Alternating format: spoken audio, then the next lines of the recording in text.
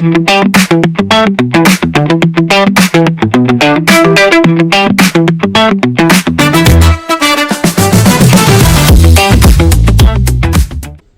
and welcome to Marni's Kitchen.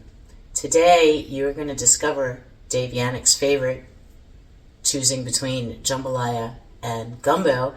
He prefers gumbo, so that is what I'm going to make today from my kitchen. I really like gumbo a lot. It's spicy and it's got a lot of flavor, a lot of boldness, and I know it has some good representation for jazz music and blues, and that is Dave Yannick's genre because he is the bassist and vocalist in Second Wind. So in honor of him and the interview that he granted me, I'm going to make gumbo. So I'm going to run through what you need. I'm doing it from a different angle because it's all on the stovetop, so there was no need for me to be all the way over there. So I'm going to run through what you need. I will put out there the recipe so you'll have a list of ingredients, and we'll get started because it does take a while.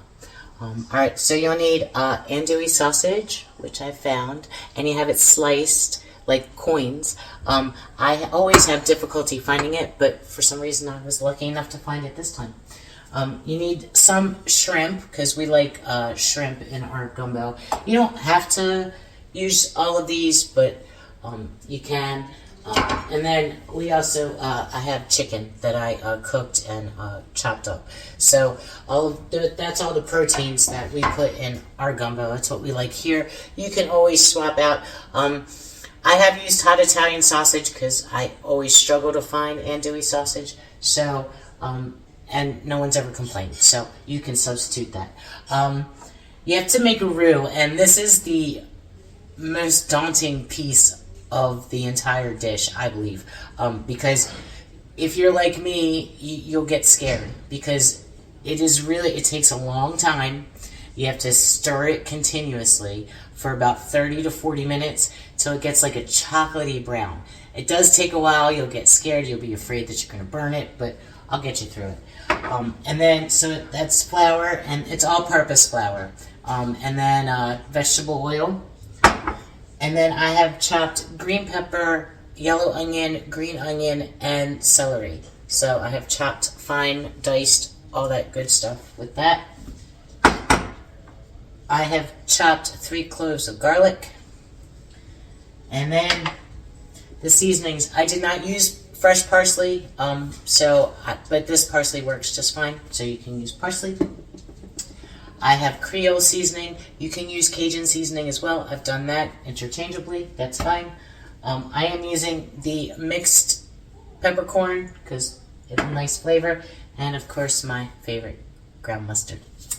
All right, so we're going to get started. So over a low-medium heat, I'm going to put the vegetable oil in a large stock pot. There we go. I'm going to turn it to a low-medium heat, so about 4. My stove's a little hot, so probably 3. And then I'm going to add the flour.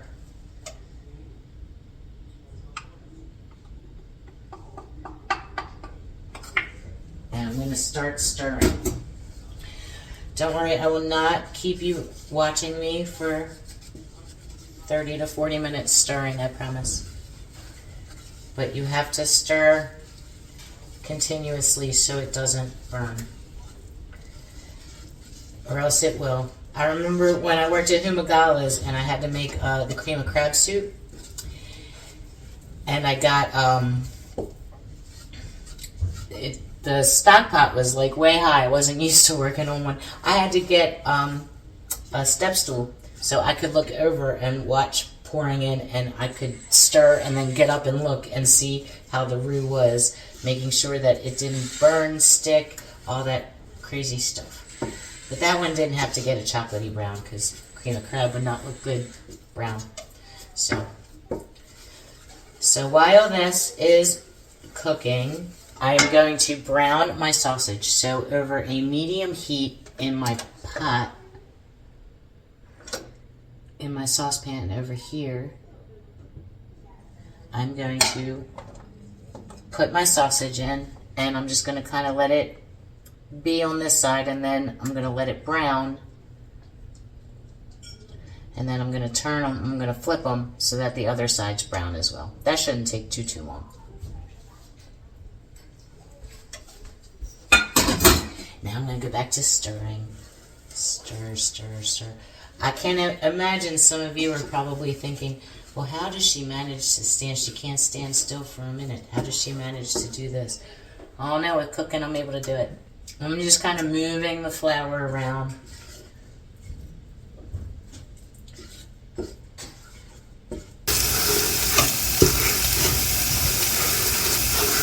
And you can hear my sausage is sizzling. I did find out that one of Dave's favorite hobbies is he does like to cook. So I have to ask him if he's ever made his own gumbo. I'm sure he has. I bet he cooks some fancy stuff. I can cook fancy stuff, but it's more home style.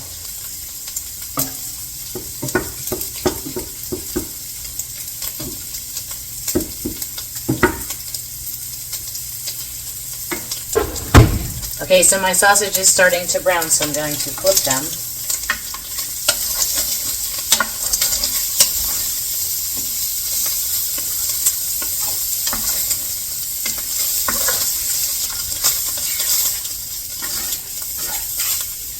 And I'm going to let them cook on the other side for another minute or so, and then I'll take them off. I'm going to make sure you keep stirring while you're cooking. Got to go back and forth. This sausage is brown enough for us, my family, so I'm going to take it off the heat right now. And I'm going to put them in a bowl. Hopefully I won't lose any.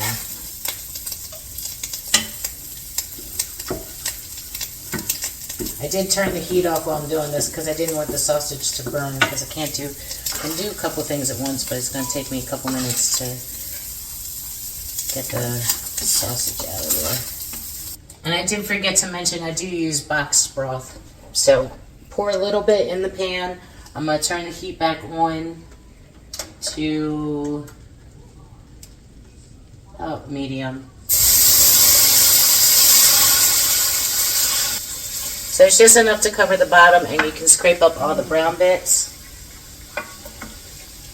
It adds more flavor. And then don't forget to stir.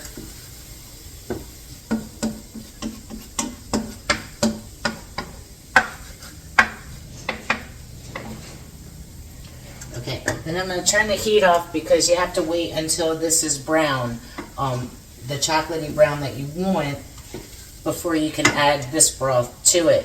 So I'm going to wait. So I turn that off a little bit, and I'm going to wait, and I am going to continue with my mixture, standing here, stirring and keeping an eye on it to make sure that it does not burn and turns that nice chocolatey brown. And then we'll be back. I'm still stirring, and yes, it is starting to get brown. So it should not be too much longer, and then the magic will happen. It does happen quickly though, because now it's starting to really get brown, and it'll get to that. It's almost like a cookie dough consistency, and then it's like a chocolate. It's like a chocolate brown.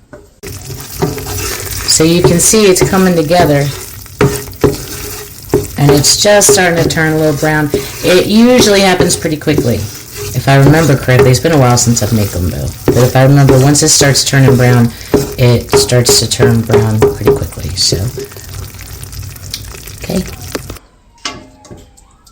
One of the most amazing things to me was when people, when I was younger, they started telling me that I was patient, because I never thought of myself as patient.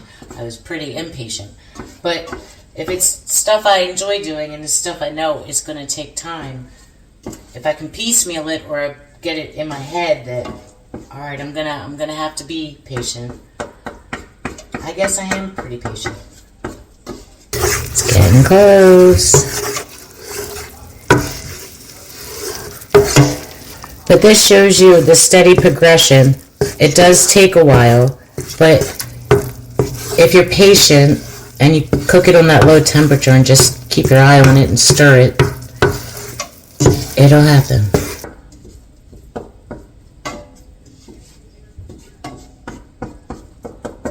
Alright, it has finally reached its chocolate brown stage. So now we are going to add the broth, the vegetables, the proteins, and get it ready to boil. So I'm going to first add the little bit of stock, a little bit of broth from the pan that cooked the sausage, and then I'm going to add my whole container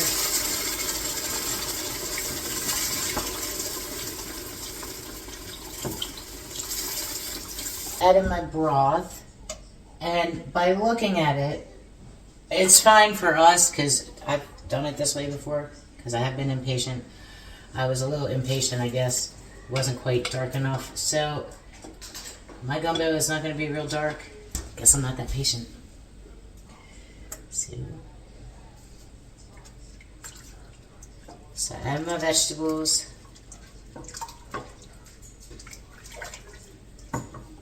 I'm going to add my garlic.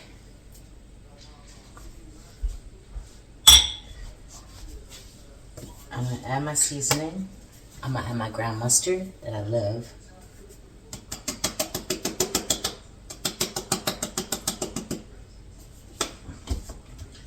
I'm going to add the mixed peppercorn pepper.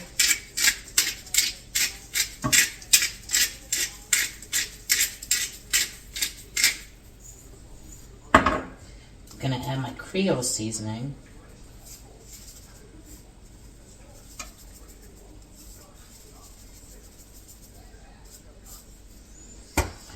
And my parsley flakes.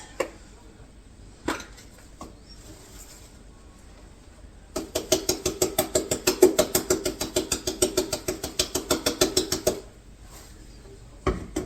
going to bring it to a boil.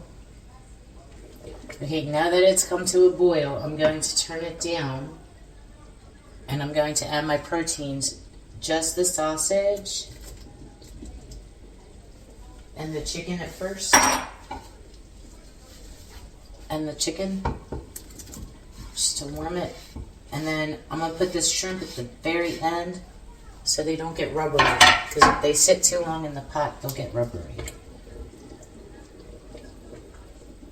And you let it simmer for about 5-7 minutes. And we're not going to eat this till later. I'm making it early, so that's why I'm not putting the shrimp in until the end. But I will taste it before and let you know what I think. Alright, so I've finally done it. I've finally made something that did not turn out good, but I've fixed it so that we can at least enjoy the gumbo for dinner tonight. So I did not have enough liquid. The roux was too thick. It was too much, so the flour was really thick. So I added more hot broth to the pot, and I used a large whisk, and I just kept whisking and whisking. I also added 3 little pats of butter, and a little bit of white wine, and a little bit of lemon juice. And I just whisked for a long time. So the moral to this story is, again, be more patient, because I was not patient enough for the dark brown roux. And then make sure you're adding enough hot liquid initially to the roux, and whisk it would be good. So we all make mistakes, and it's okay. But it is now salvageable. I did fix it, so we will be able to enjoy this for dinner over rice. I will take pictures and post them. I can let you know that it did not turn out, and you don't get to see my face, because I really did make a face when I first ate it. I was like, oh. So, and then I made my daughter taste it, and she was like, oh. So I knew it wasn't just me. So, all right, well, happy gumbo making, hopefully, and cheers and happy eating.